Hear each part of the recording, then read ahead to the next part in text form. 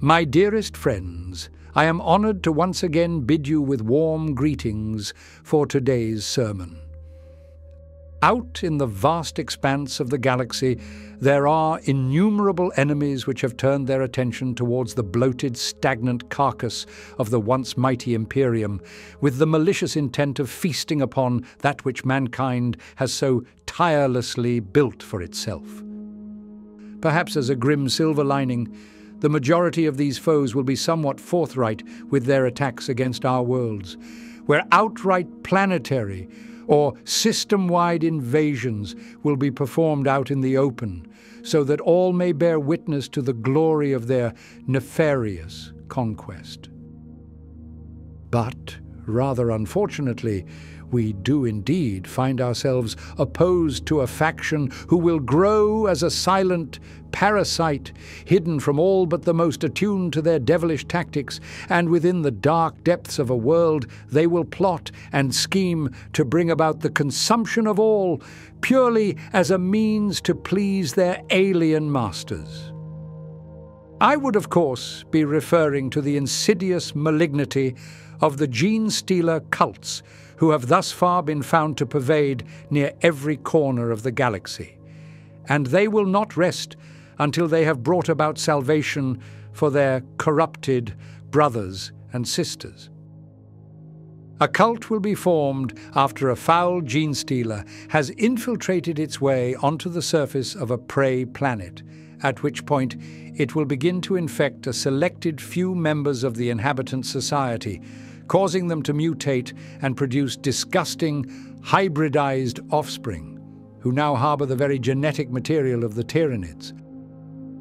From here, the crossbred members and chosen victims will be held under the psychic sway of the Patriarch, and he will direct the burgeoning cult over the following years until it has extended itself into every corner of the world, being ready to strike at but a moment's notice. Though every group of cultists will aspire towards the same goal of attracting the great devourer to consume their world, and ascend through the prophesied coming of the deific hive mind, it does not mean that each cult will operate in the same way. As it stands today, there are rumored to be untold thousands of individual distinct cults which exist throughout the galaxy, although their exact number is merely a nightmarish mystery, where not even the Lords of the Death Watch have a clear picture as to the scale of their star-spanning infestation. But this does not mean that we are to face this enemy whilst completely shrouded from the light. Thus far, we have obtained rather extensive records which pertain to the secrets and tactics of several major cults which have been encountered within the galaxy, and from this we may indeed learn of how to best counter these worming emissaries. Today, we shall be focusing on 3 of the most well-known of cults, where we will tell of their stories, ranging from their first appearance and infiltration within a world society, through to the unique tactics used during their violent uprisings. After this, we will go over some of their unique beliefs which exist within the cult, and of their current state within the galaxy today.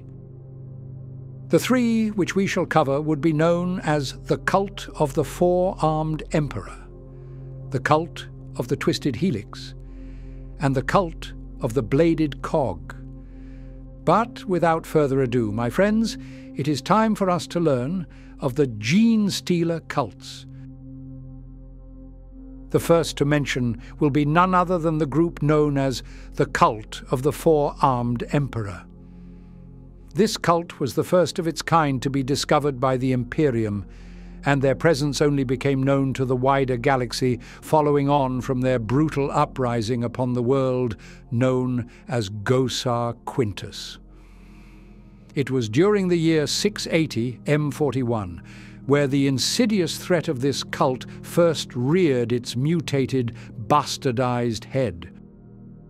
The planet had long been ruled over by an esteemed mining cartel, headed by the noble Trist dynasty, which had never failed in their constant task of supplying the many forge and hive worlds of the galaxy with the raw resources needed for advanced fabrications. Though the inhabitants of the world had ever proven themselves as faithful, loyal servants to the Imperium, the paranoid nature of the Inquisition still necessitated for there to be routine investigations throughout even the most trustworthy of planets. As it would soon turn out, however, this search for heresy did indeed uncover a secret most foul, but the culprit would not be from those who followed the eight-pointed star of chaos.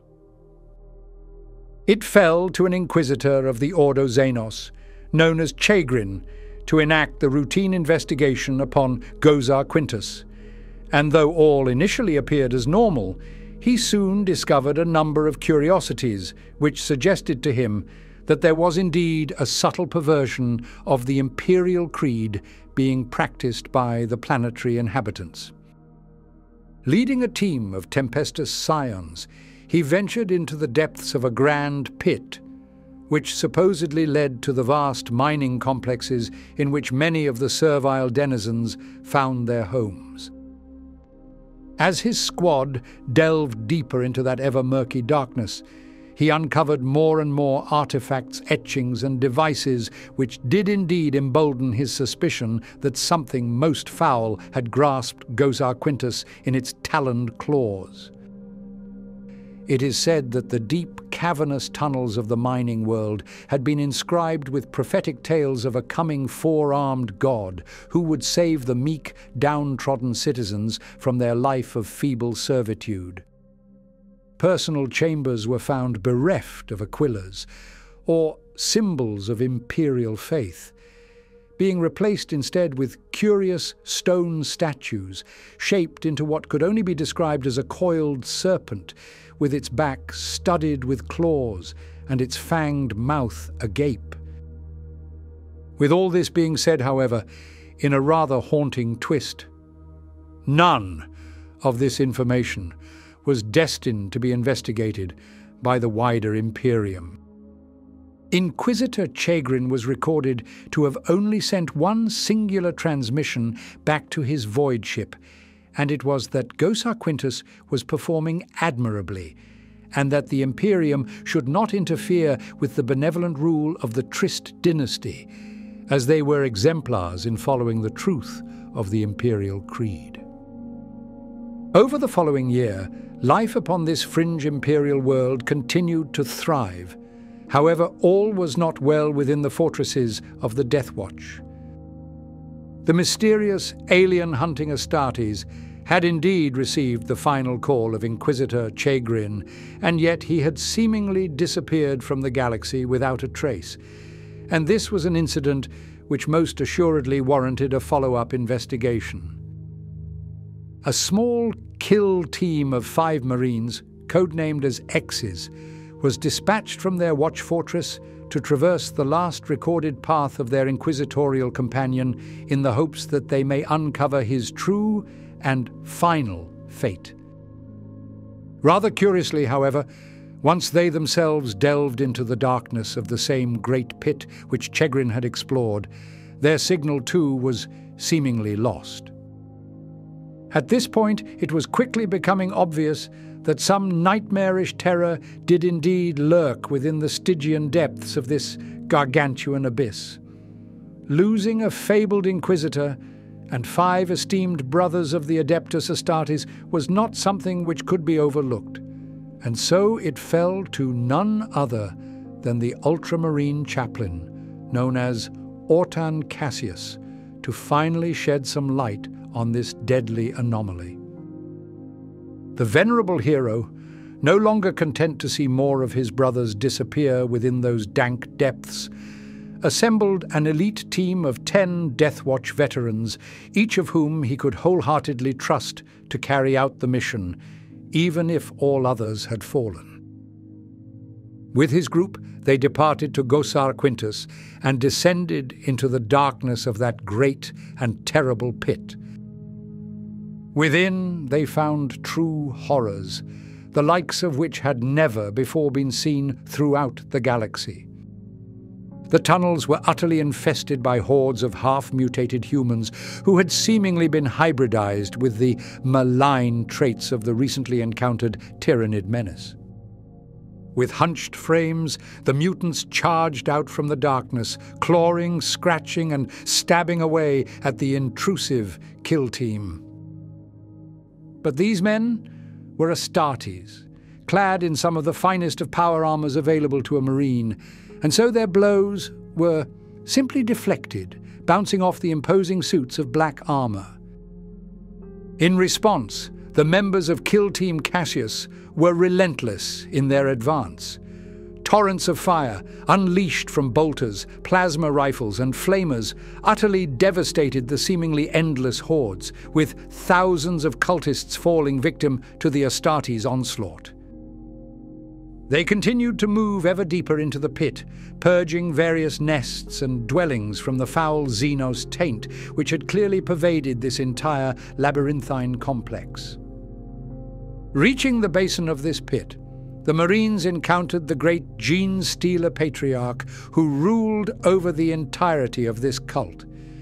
Though the battle itself was gruesome, it was the kill team who emerged victorious. However, they were not able to celebrate this battle, for they had uncovered a stomach-churning horror within the databanks of the Trist dynasty. There were numerous records which clearly stated that the ruling nobles had been swayed into subservience to this nefarious GENESTEALER, and that they were simply acting on whatever whims and desires it put forward to them. Furthermore, through the vast shipping connections of this world, the cult had sent its members far and wide, with the sole order of establishing their own sub-cults on as many planets as possible, expanding the great tendril of devotion throughout the entirety of the galaxy. Thus, as it stands today, this group, named as the Cult of the Four-Armed Emperor, now exists as perhaps the largest known GENESTEALER cult at large, and we may have no idea as to the true scale of their operations throughout the Imperium. Thanks to their foundational upbringing within the cavernous reaches of that hellish mining pit upon Gosar Quintus, the followers of the Four-Armed Emperor have become incredibly adept at navigating through cramped, claustrophobic environments. In addition, they seem to have gained an uncanny ability to locate subterranean regions, which would best enable them to burst out and ambush their foes from beneath, catching most completely blindsided from the threat which lurks below. But their underground tricks are not simply to be used for war, as it has enabled them to hide their secretive lairs from the prying eyes of the foolish unbelievers upon a world. The cultists of the Four-Armed Emperor will typically establish their nests and burrows deep beneath the surface, and none will be permitted to explore these reaches unless they too have devoted their lives to the propagation of their patriarch's desire. Those who have fallen sway to his psychic song will typically belong to the working classes who may have access to advanced mining equipment, and of those who may obtain the schematics or blueprints to the larger construction projects of the world. From here, their scions will work tirelessly to expand their tunnel networks beneath every building possible, connecting each and every vital structure of a hive city to their own subterranean labyrinth of mutated horrors. None outside of the cult will ever be privy to the terrible knowledge that there is an endless coven of hybridized fanatics lurking beneath their feet, and they will only learn of its truth when the fabled day of salvation comes to all. Once the GENESTEALER patriarch sends out his psychic signal, and once the cult has committed itself to overthrow the yoke of imperial oppression from their world, then the tunnels will finally be blown open with huge troves of mining explosives, and from these gaping wounds will thousands of cultists pile out from, ready to claim this territory in the name of the Four-Armed Emperor. It is said that the members of the Death Watch feel a great deal of shame for having failed the Imperium all those years ago, in that they did not quell the threat of this cult when they were first encountered by their initial kill team. As such, their agents will routinely and rapidly respond to any rumors which may suggest that the cult of the four-armed emperor has sprung up upon a world, and they will give no mercy to any who have fallen to the song of the GENESTEALERs. In recent history, the cult staged a large-scale uprising within the Shambarak system, purely so that they may gain access to the vast shipyards which orbit each of the settled worlds. With this vantage point, they have been sending out hundreds of infected ships to every corner of the galaxy, further spreading their malign influence throughout the stars. Though this uprising was eventually quelled by an expedition sent from the Death Watch, we may only speculate as to how many more worlds were inoculated by the taint of the GENESTEALERs sent from this system. The next cult to discuss would be one of the most curious which we have encountered, and they would be known as the Twisted Helix. Though most cults were formed from the unwilling corruption and conversion of stray members of society by a GENESTEALER patriarch, the members of the Twisted Helix are unique in that they voluntarily took upon this transformation by their own will. There was no need to abduct, nor convince anyone to form this hidden society, as the founders of this group saw the great benefits of experimental augmentation as being simply too enticing to ignore. The tale of the Twisted Helix begins upon the civilized imperial world of Vejovium III. This planet can be defined by one industry above all others, and it would be of their production of esoteric medicines, Medicaid products, and pharmaceutical formulae, all of which will be constantly churned out from the immense macroalchemical distilleries, which have come to occlude the skylines of every city. The level of influence and power afforded to the rulers of these pharmaceutical manufactorums was so vast that these medical tycoons soon grew into a position where they stood as the most legitimate candidates for fulfilling the role of planetary governor. Thus, several of the lords of these groups have evolved from simple board members into becoming something more akin to dynastic nobles, whose every wish and desire must be carried out by the servile population of their world. Having a planet run by pharmaceutical companies who had attained this level of power led to one thing, and one thing only, and it was for the mass exploitation and experimentation of a select portion of their citizens, all so that they may produce new medical products to be shipped out to the farthest corners of the Imperium. This process continued rather innocently for the longest time, with the Inquisition finding no qualms in the outward treatment of the denizens of this world, primarily due to the value which was to be found in their prized medical exports. But after many years, this took a rather dark turn.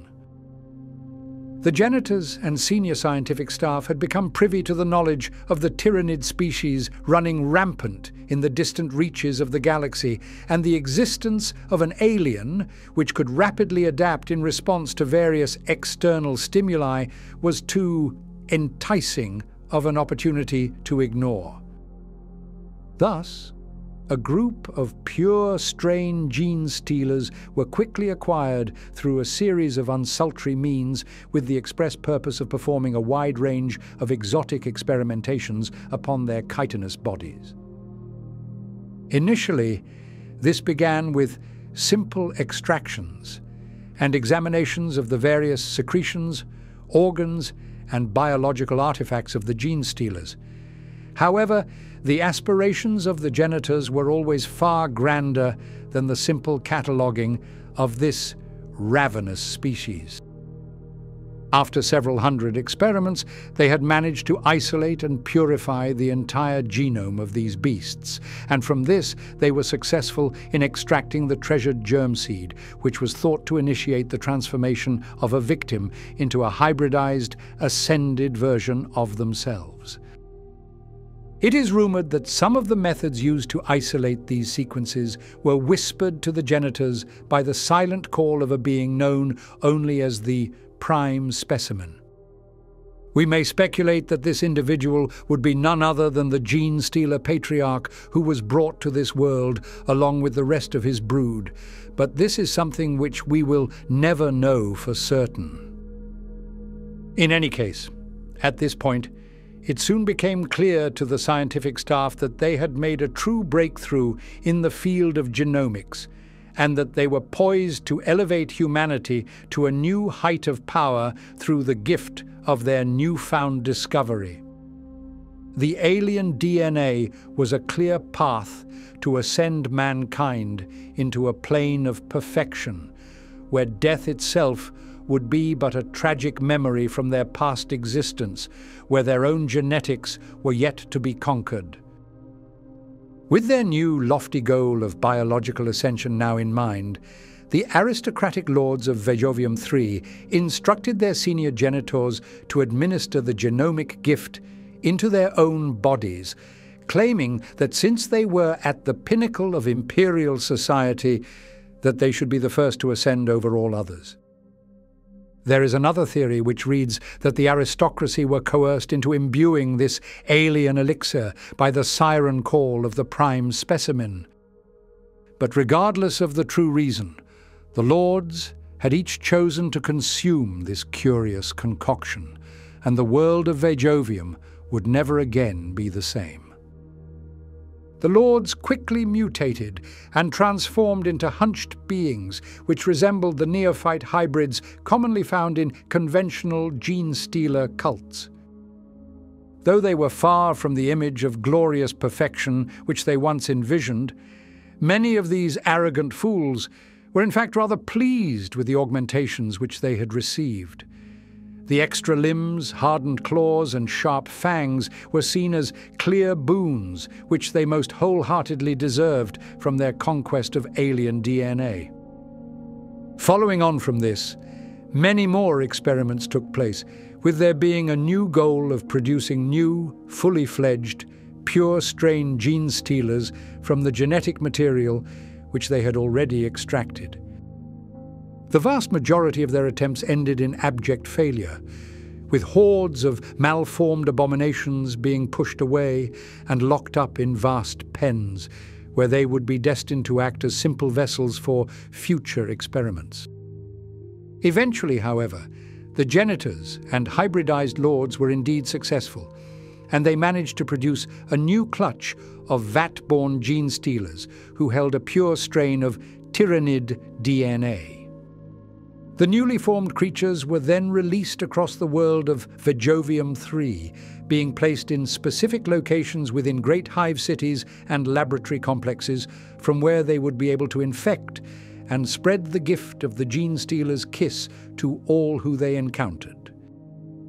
From this point, we can say that the cult of the Twisted Helix took form, as the mutated aristocrats now seemed hell-bent on wrangling complete control over the very genetic makeup of their subservient population. In order to accelerate this process, they plotted to replicate the germ seed of the GENESTEALERs and then imbue it within commonly produced pharmaceutical products, which would then be disseminated throughout the populace, leading to further inoculations of all who partook in its treatment. It is said that these tainted products have similarly been mixed in with regular batches of pharmaceuticals before being shipped out to the many worlds of the Imperium, all to ensure that the spread of the GENESTEALERs is allowed to reach far and wide throughout the galaxy. In addition, to best control the citizenship, the scientific leaders produced a curious concoction of rare chemicals, which when combined into a single formula would dull the minds of the working population, reducing them into little more than indentured servants, who lacked in the ability to speak out against the actions taken upon them. As a side effect of this compound, there are no complaints received about the treatment of humans upon this world, and so, thus far, Vejovium-3 has not been investigated by the wider Imperium, as the High Lords value the medical output of this planet far too much to intervene, and question as to why the world has seemingly gone quiet. Due to the influence of the GENESTEALER Patriarch and his subservient aristocratic lords, the entirety of this planet rapidly fell under the sway of the Twisted Helix, to the point where we may only speculate as to how many hybridized servants they truly rule over. Because of their rampant habits of performing further experiments on their populace, there is an enormous population of twisted aberrants who harbour far more monstrous mutations within their bloated genomes. As a result of this, when the prime specimen decides that subtlety and subterfuge will no longer be sufficient tools for achieving his goals, he will unleash the hordes of aberrant mutants, who have been further enhanced by an inoculation with heavy doses of steroids, combat drugs, and pain modulators. Within this cult, there exists a similarly large group of biophagi, who act as genetic scientists and whose every ambition simply pertains to their desire to elevate themselves above all others, where they will stand as perfected beings who hold a pristine genome, free from any maladaptive traits or mutations. These individuals of the Twisted Helix see their hybrid cousins as being nothing more than test subjects to be used and abused in the name of science. They will happily watch their specimens melt down into an amorphous heap of flesh, before moving on to the next iteration of their testing regime without a care in the world for anything beyond their sinister goals. We may only speculate as to the greater plans of this cult as they expand throughout the galaxy.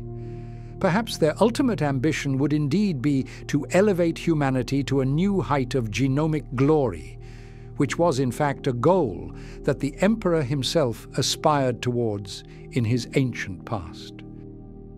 Alternatively, however, the Twisted Helix may simply desire to rule over the entirety of the Imperium, reducing all of mankind into mindless subservients who exist purely to be used and toyed with by the aristocratic elite.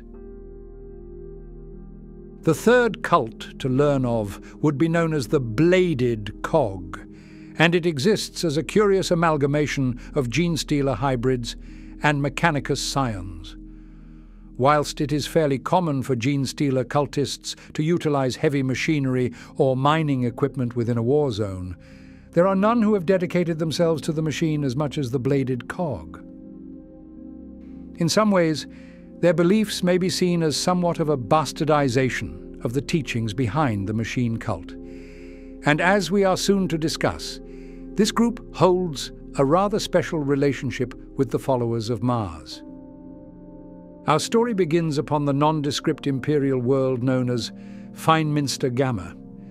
This humble vestige of humanity was but one of thousands like it within the galaxy, which possessed nothing unique, no bounties of resources, no beneficial traits among its populace.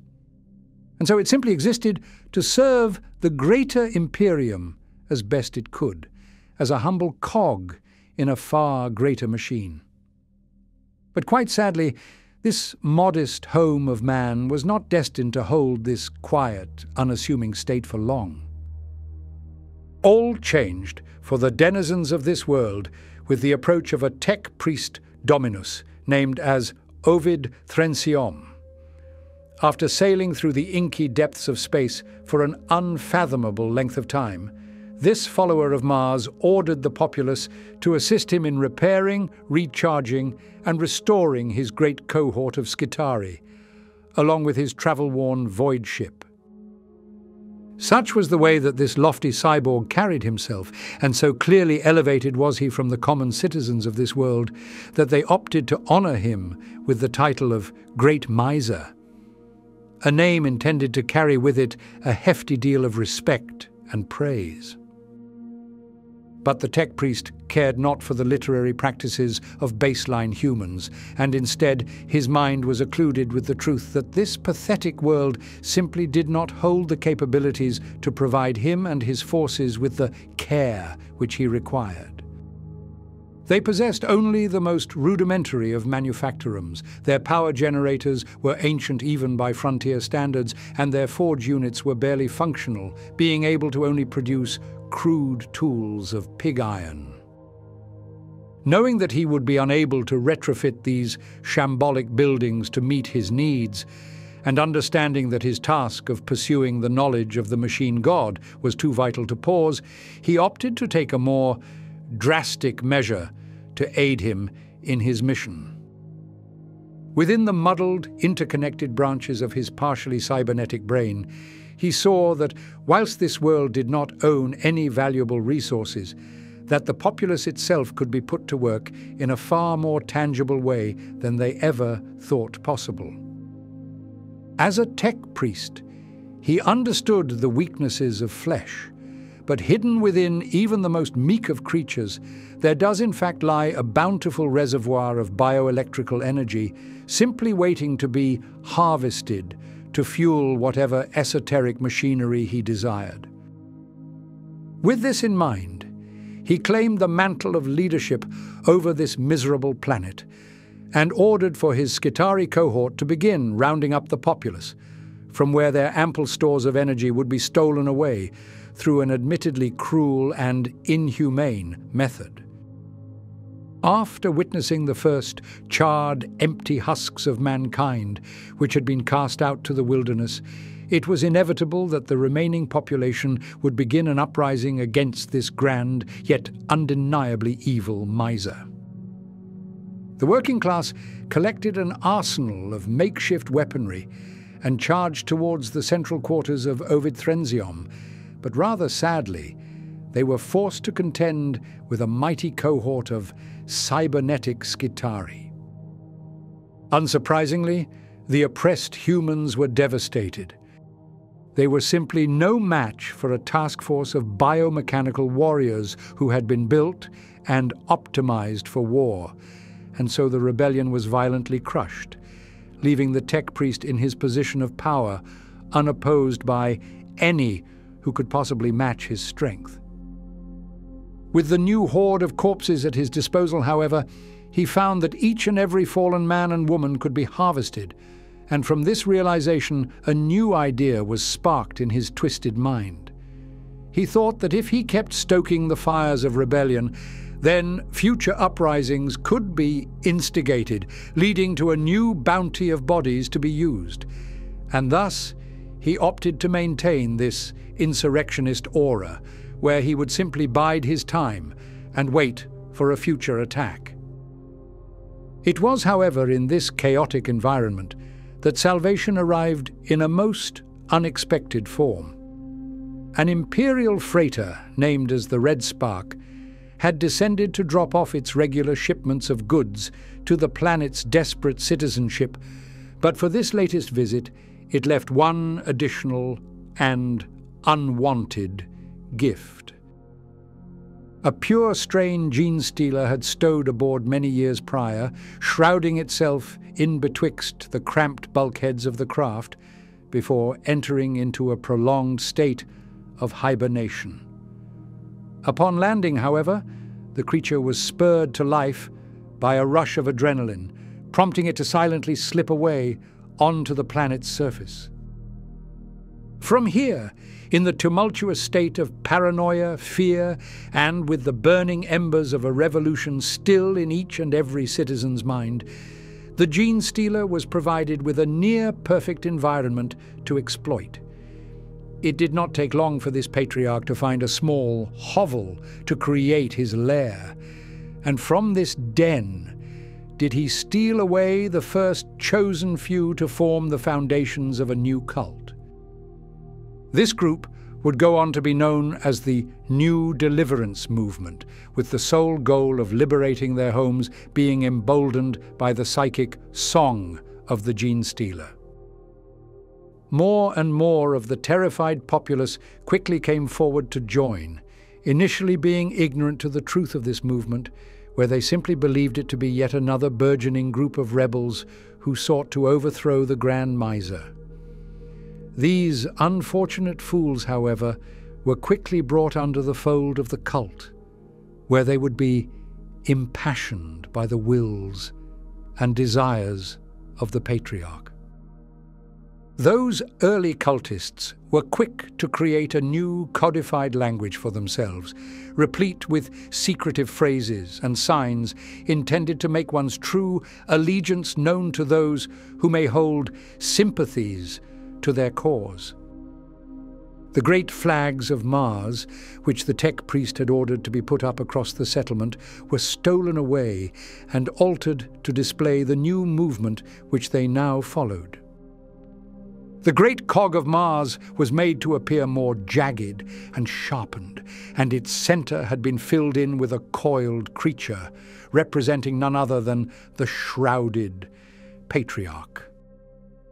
Within the near-abandoned workplaces of the world, cultists toiled endlessly to produce crude tools of war to be used by the growing movement. Armored vehicles, ramshackle weaponry and rudimentary armor was produced under the guise of regularly scheduled labor, all of which would be shuttled off to the secretive lairs and dens of the cult. It was not only the baseline humans who fell to the song of the GENESTEALER, as it soon became clear that some of the Skitarii forces had also been lulled into siding with the new movement. Though the Patriarch was strained, almost to the point of prematurely expiring, he was able to overrule the command protocols within their shackled minds, bringing them in as valuable double agents of the cult. Thanks to their inbuilt electrospore signature keys, they would be able to access areas of the tech priest's personal dwellings with no suspicion if it was so desired. For those who did fall into the growing movement, Skitarii or human alike, they were soon to be gifted with the boon of the GENESTEALER's kiss. The Patriarch was like any other, in that he was inoculating and infecting the cult's populace with his own invasive genetic material, leading to a large population of hybrids appearing within their ranks. Naturally, this was all kept as a shrouded secret, and the tech priest miser, lofty as he was none the wiser as to the biological transformation which was occurring right under his cybernetic nose. After much time spent expanding and planning, it soon became clear that the cult could be no more prepared to attack than now, and thus the Patriarch signaled for the day of ascension. They had used their corralled Skitarii forces to run simulation after simulation on how the rebellion may perform, and only once it seemed that victory was all but certain did the outright attack begin. The violence was swift, lasting only a single night, and the oppressive dictatorship of Ovid Thrensium was beheaded in a swift strike. The great miser himself was slain at the hands of a Sanctus assassin who fired a single biomutative round into the blighted heart of that cybernetic horror. Though now free from the tyrannical rule of their tech priest overlord, the work of the new deliverance movement was far from over. They had freed their home and liberated their people, but they were now faced with an entire galaxy where the followers of Mars ruled over similar worlds in just as oppressive terms, and so their members were spurned to take to the stars to free them from the terrible yoke of Mechanicus rule. As it stands today, the new deliverance movement has been renamed as the aptly termed Cult of the Bladed Cog, and from their previous position of servitude, they have now wrangled control over the secrets of the tech priest, who once held them down by the scruffs of their neck. It is not uncommon to find the hybridized bastards of human and tyrannid DNA being further enhanced by cybernetic augmentations and esoteric implants. The bodies of the turncoat Skitarii were studied, analyzed, and deciphered to allow the cultists to begin in the production of crude replica prosthetics, which were readily provided to the most willing of aspirants who wished to ascend to a plane of perfected existence that only hard steel could bring. The wider Mechanicus would consider these malformed creations as being nothing short of abominable offences to the machine god, who should be exterminated wherever they are encountered. But the wishes of the tech priests are no longer to be concerned by the adherents of the Bladed Cog. The strange mix of their reverence towards the sanctity of machinery and to the worship of the tyrannid influence has led to a curious combination of their beliefs, to the point where they now worship a deity known only as the Claude Omnissiah. In truth, this is simply a facade created by the GENESTEALER patriarch in order to use religion as a tool against the cultist masses. But to the followers of the Bladed Cog, they wholeheartedly believe that they have a holy mission of overthrowing the church of the machine cult to rectify the blasphemous beliefs held within. They see the claim of the weaknesses of flesh to be unfounded by the followers of Mars, and that it is only through a blessed symbiosis of biological might and mechanical purity that one may ascend to a point of perfection. The world of Feynminster Gamma has been transformed since the conquest of the cult, and its impressive growth has changed this once nondescript world into one which resembles the smaller forge worlds of the Mechanicus. It is ruled over primarily by the secretive patriarch, but much of their operation is planned and executed by the fabled Magos of the cult, who goes by the name of the Pallid Man. Under their leadership, the cult has expanded into a truly formidable cybernetic force, replete with huge armored cadres of tanks, transport vehicles, and industrial walkers, adapted from the typical mining equipment which would have been produced by their old forges. The latent machine spirits of these contraptions have been wrangled into submission to the cult. And though many of the alterations made to them would be seen as blasphemous or insulting, it is simply a matter of necessity to have these spiritual forces comply with their wishes.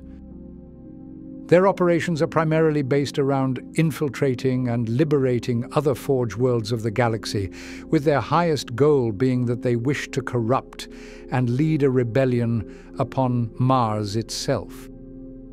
They see themselves as the true carriers of the Claude Omnissiah's will, and none will be able to prevent them from bringing their symbiotic might of machine and tyrannid biology to all within the stars. My friends, this is where we shall end our sermon today. These have only been 3 of the major cults to have been uncovered in the galaxy thus far, but there are hundreds, potentially even thousands more, which exist within the depths of space. It is almost impossible for us to codify or catalogue each and every group in existence, but they are an undeniable threat to the sanctity of the Imperium and of our very lives.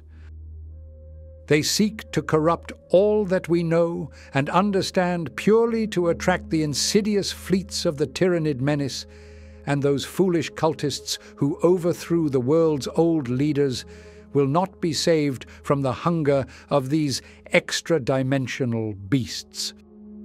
It is important to note that the GENESTEALER cults will not only affect the worlds of the Imperium, as it has also been found that they will infiltrate and corrupt alien species.